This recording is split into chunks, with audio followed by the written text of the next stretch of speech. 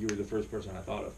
Appreciate that. That's cool. And you're one of the only musicians I've ever crossed paths with, from Chicago to Ohio to Baltimore, anywhere I've traveled or whatever, that can kind of share the same vision and approach that I have, in the sense that anything goes. Right. And not only that, to just be a genuine fan of like so many different styles. Like, I don't know too many people like you or me that like appreciate like death metal or jazz or funk. Like legitimately but also appreciate it. but yeah, legitimately enjoy it. Like, you can name 10 artists in every genre that you actually listen to. That actually give a shit about. Yeah. Like, that I could tell you something about because it mattered to me. Exactly. And it does. But also have studied enough like musically to be proficient to either be involved producing or co-writing or whatever. Yeah. So I feel like it's very rare to find people like that. So it's why I got into production, because being in one band or being in multiple bands, even, I mean, you can only be in so many bands at a time. Yeah. You can only be working on so much kind of music. Yeah. You know, specific kinds of music. You're in a country band, you're playing country music all the time. It gets old. Playing the same songs every night gets old. I love hearing all different kinds of music all the time. Right. And I get to be involved in it in a different capacity. You know, I'm not particularly worried about the performance aspect. I like the process, as I said. Yeah, same here with me. I mean, like, what I just updated like my one sheet. So like, my like storyline is like everything starts with me and my guitar on my couch. Right. Pretty much. That like that's pretty cool, actually. That's where everything starts, and then like just that's spot on.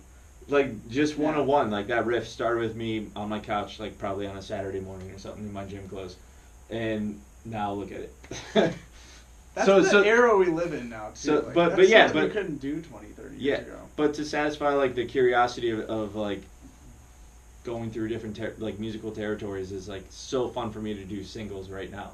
Right. This is like the perfect timing because the attention span of like music listeners today is so short. So like it can be, yeah. Like it sucks that albums are sort of like fading out as like. I think they're making a comeback. Yeah. In a certain realm. We were just talking about Super City. Yeah. I mean, you gotta have you gotta have a killer. Talking about that. But. Yeah. Shout out to Super City, Baltimore band. Their album is killer, and Ballyhoo's new album, who's very heavily involved in this project, is killer as well. Yeah, and I feel like that's an album though. It is. It's a very much a cohesive album, but like to be fair, like I couldn't make an album right now because I just want to do so many different styles. But you're compiling an album. I mean, really, like you're just putting them out as they I'm go. compiling a catalog. Eventually, I hope to put an album out, but like.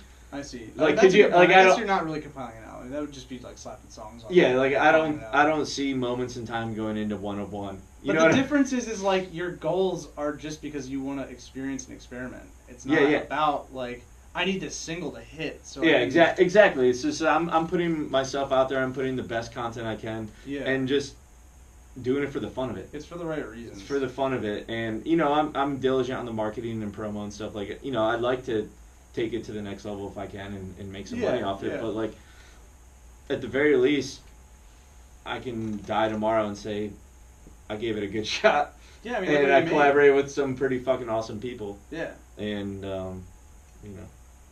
I don't think a lot of musicians can say that because they're either too scared or just don't have the right approach. I think it's an approach thing. A lot of times I think it's a mindset. It's a mindset. Don't think outside the box. Yeah. And a lot of some of that is like age, like like I'm in my 30s now, so like 20 when I was 25, my mindset was probably different. Yeah. I mean, it was always for the love of music. Dude, for 2 sure. years ago I was a different person mentally. I can honestly say that's crazy. I mean, it's always been about the music, but like it's always like the music plus what comes with it. Yeah. You think about the added benefits or fringe results of it, but not the surface stuff that you always see. Yeah. Again, it's all about the journey experience. And the journey with One of One, with you and everyone else, is honestly been the fucking most rewarding, most coolest journey creating any sort of music I've done in my life. That's awesome. So happy to be part of it. My mug's empty. I would cheers you. I would cheers you too.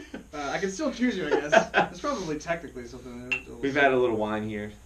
That's how we get in the studio. Out of mugs. Wine out of mugs. I like it. But, I mean, this process has not only been the longest just for one song, Sure. What the time span. You weren't only working on that song, mind you, in that time period. True. We're always keeping the train moving. Like another song while you're out in California. Yeah. We're working on this song you just did tonight. True. Yeah, you're right.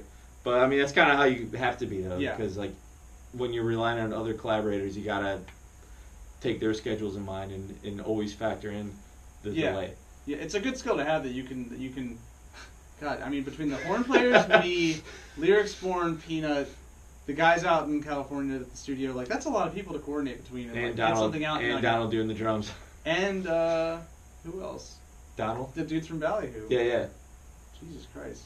It was a lot to manage, and it was a lot of stress, but honestly, it was fun.